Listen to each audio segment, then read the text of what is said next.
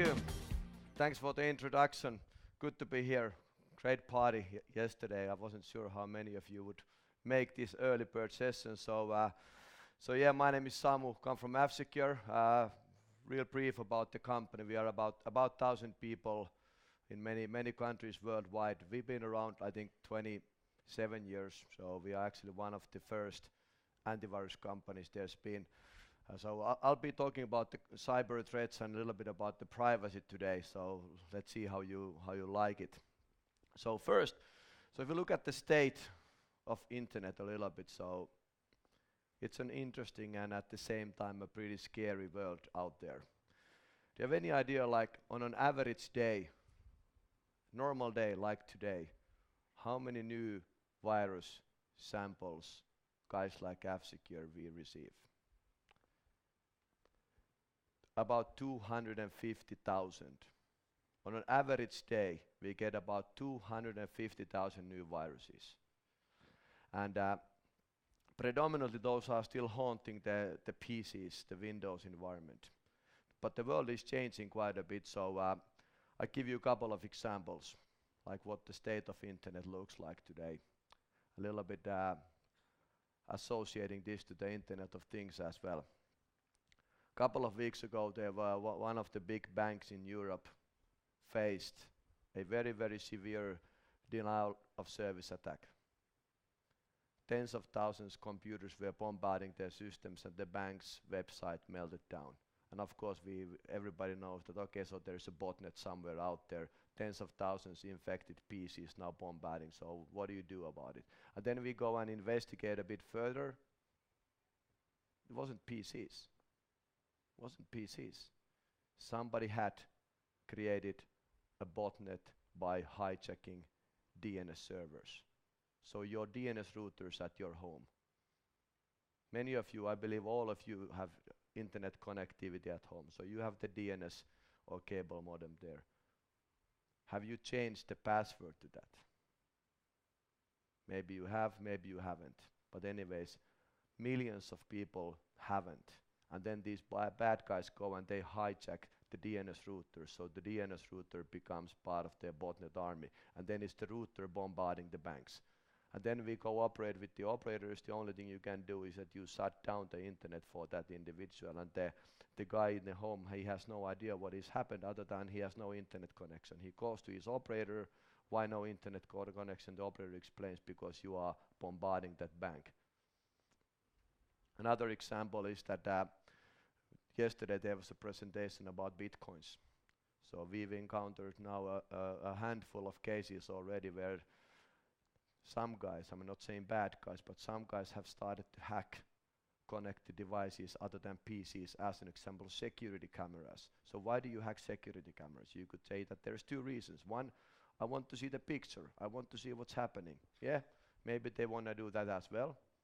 But these guys weren't after that. They were after the computing power of the camera, and the computing power was used for Bitcoin mining. And many of these connected devices, they are not designed with a clever security. They are very easy to hack. And then these security surveillance cameras, there are hundreds of thousands out there with one exploit, one quote-unquote virus. You hijack hundreds of thousands of these and suddenly you have a small computing farm to do Bitcoin mining. But I really don't want to go and blame the technology. The technology is not the bad thing. That technology takes us forward. That's a good thing. But there are bad people using technology in the wrong way. Sometimes I use an example. So let's look at the nuclear. So I think many countries wouldn't survive for what comes to their energy needs if there wasn't nuclear plants. So you need nuclear. But nuclear bomb created by the certain government, maybe you talk to them, it was a good thing, bad thing. I'll let you to decide whether the nuclear bomb is a good thing or bad thing. But I'm pretty sure that all of you agree that it's a bad thing if nuclear bomb gets into the hands of mafia, as an example. So if they start to use that to extort people. And this is happening in internet right now. So last 2 years we've witnessed more and more government surveillance. So governments are actually doing the industrial espionage. They are bombarding these targeted attacks. They go after other governments, they go after businesses. And again, you can say that, hey, I'm from US, my country needs to be getting into that other country information. We need this information. We need to protect our country. I don't want to even go to the blame game saying that the government, you shouldn't do that. I think it's a gray area, but anyways, let that be. But the real problem is that these technologies that the governments are creating with massive resources, the technology doesn't stay in the hands of the government. We've seen that the cycle is just getting faster and faster. It used to be months, now it's weeks when government are using these advanced technologies, that the same technology ends up into the hands of criminals. And that's where this gets really, really tricky out there. Privacy, a big topic, so I believe like after Edward Snowden coming out, all of us know that there is not much privacy out there. So once you're online, and even if you're offline, there's not much privacy. There's somebody all the time kind of watching over you, tracking and profiling. Also the advertisers do that, and not just the government surveillance, but I say that the privacy is becoming a bigger and bigger topic in the internet.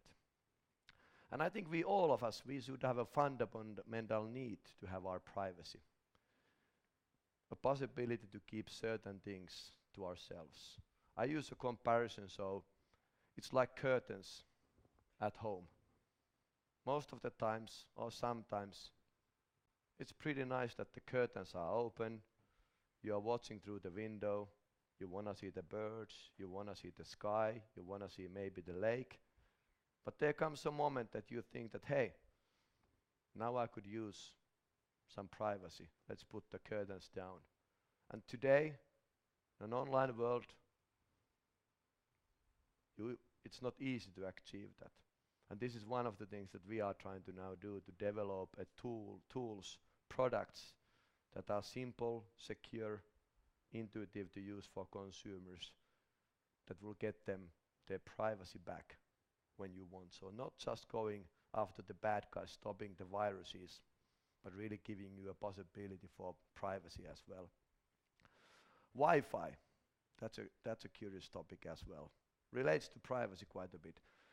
How many of you have used the open Wi-Fi at this event, courtesy by the organizers? Exactly.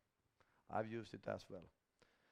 Do you think how long it would take from somebody like me to hack into this open Wi-Fi? It's about less than a minute. Less than a minute.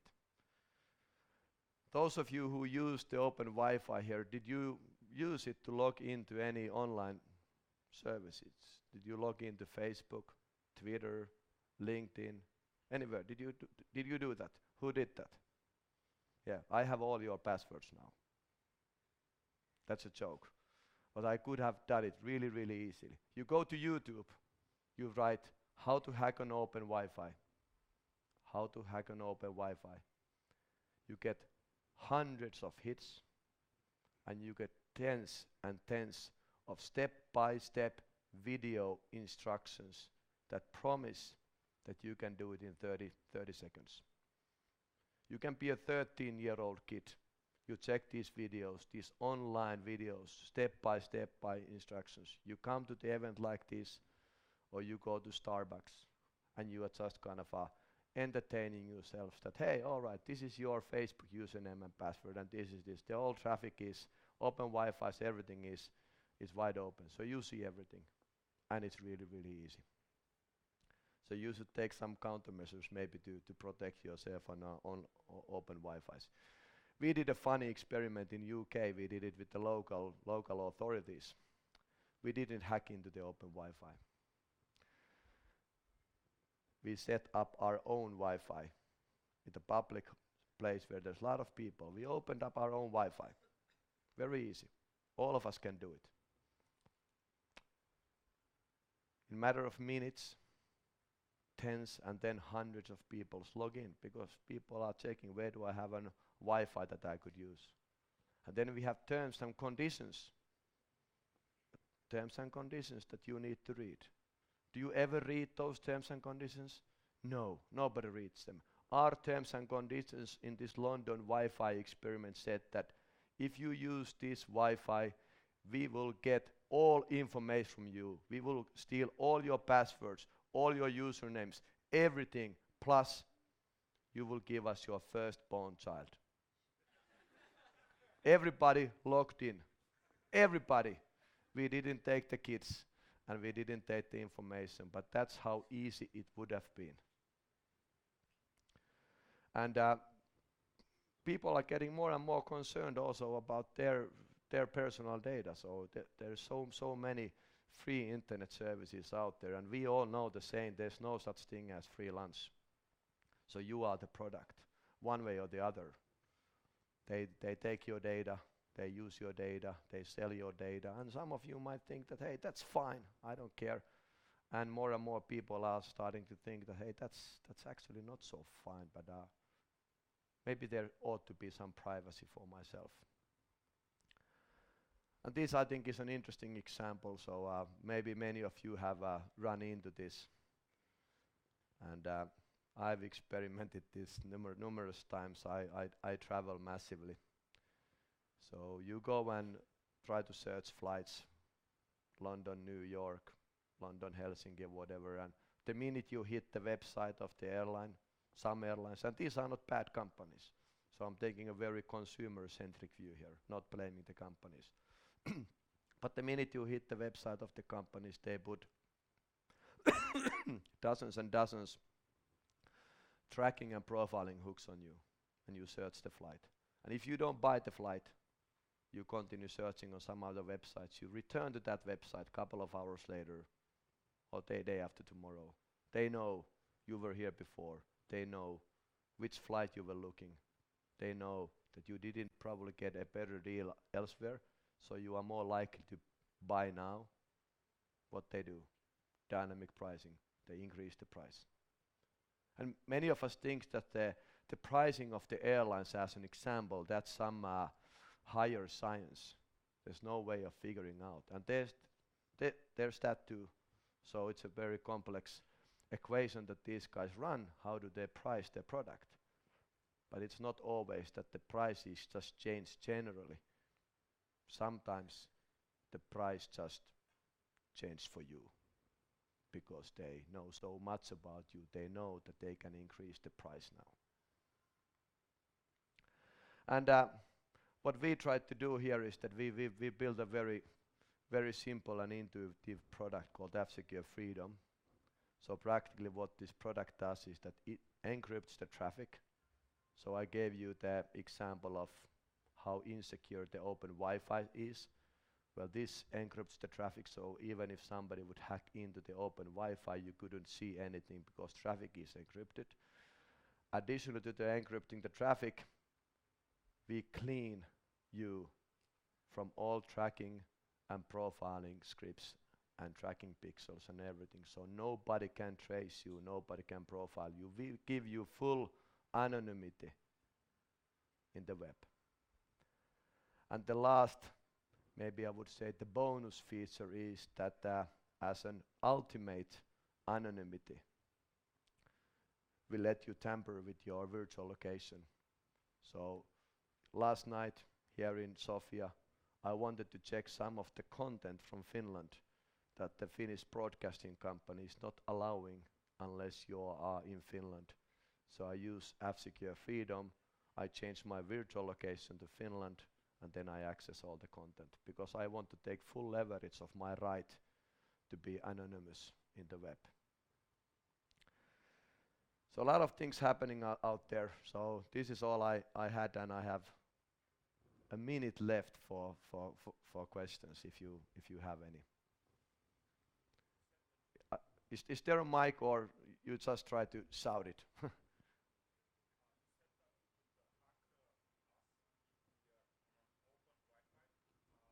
I didn't hack you. It would have been easy.